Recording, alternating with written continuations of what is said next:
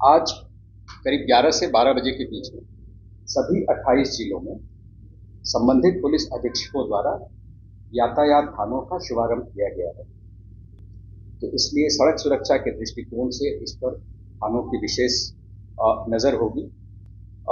हमारी ये योजना है कि सभी जिलों में हैंड हेल्ड डिवाइस से 100% आच्छादित कर दिया जाए और वहां पर किसी प्रकार का मैनुअल चालानी न हो।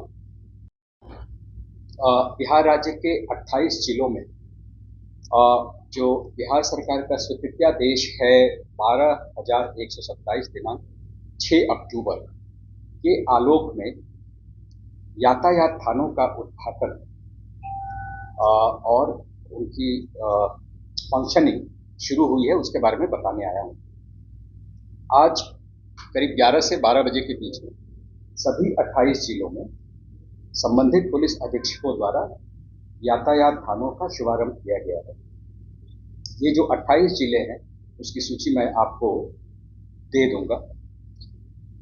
इन थानों का जो कार्यक्षेत्र है, पहले केवल पुराने जिलों में म्युनिसिपल लिमिट हुआ करता था, यानी नगर निगम या नगर पालिका की जो सीमा होती है वही हुआ करता था। अब इसको पूरे जिले में विस्तारित कर दिया गया है, इसलिए नए थाने जो है उनका कार्यक्षेत्र पूरा जिला होगा और इन पर जो भी नियंत्रण है वो संबंधित जिलों के पुलिस अधीक्षक का होगा।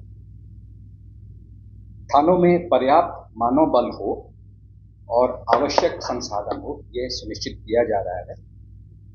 थानों की जो भूमिका है और दायित्व है उसके संबंध में विस्तृत आदेश भी अंतिम चरण में है। इसको भी सभी जिले के पुलिस अधीक्षकों के साथ जल्दी ही शेयर कर लिया जाएगा। ये थाने हर जिले में मुख्य रूप से निम्नांकित दायित्वों के केंद्र बिंदु के रूप में स्थापित होंगे। जैसे जिले के जो शहरी इलाके हैं वहां पर खास करके यातायात नियंत्रण और रेगुलेशन का कार्य हुआ, या जिले के ट्रैफिक चोक पॉइंट्स हैं उनका निर्धारित विभागों के सहयोग से पहचान और उसके निराकरण में उनकी भूमिका होगी। यातायात नियमों के उल्लंघन के विरुद्ध जो प्रवर्तन की कार्रवाई होती है उसमें एक डेडिकेटेड यूनिट के रूप में काम करेगा।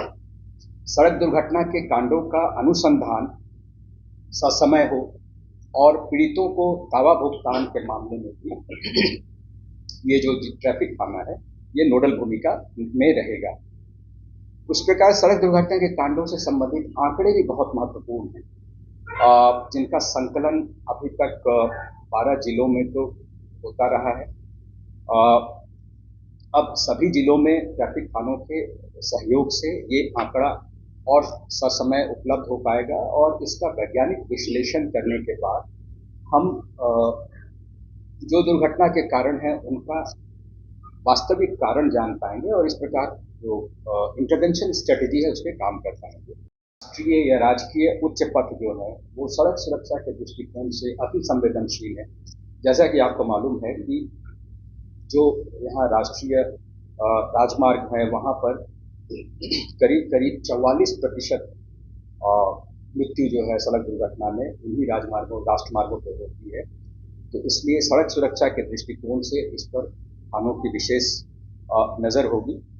इसके अलावा इमरजेंसी रिस्पांस यानी आपातकालीन चिकित्सीय प्रतिक्रिया में भी ये थाने जिलों के अन्य थानों की मदद से सहयोग से गोल्डन आवर के भीतर उनको सुविधा उपलब्ध करा पाएंगे, एम्बुलेंस या ट्रॉमा केयर आदि की सुविधा उपलब्ध करा पाएंगे। इसके अलावा सड़क सुरक्षा एवं यातायात रेगुलेशन से संबंधित जो जागरूकता अभियान होता है उस पर भी ये नोडल भूमिका में रहेगा।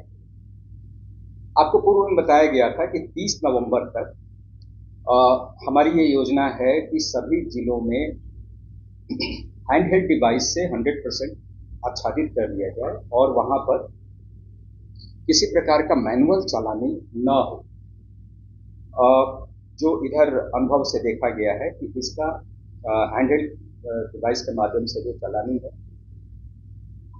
उसका अच्छा असर देखा गया है। उसको देखते हुए 30 नवंबर तक की एक समय सीमा तय की गई है जिसमें सभी जिलों को 100% आच्छादित HSD के माध्यम से कर दिया जाएगा, ताकि जो यातायात नियम के उल्लंघन के मामले हैं उसमें फोटोग्राफिक प्रमाण के साथ पारदर्शिता रखते हुए इन्फोर्समेंट किया जा सके।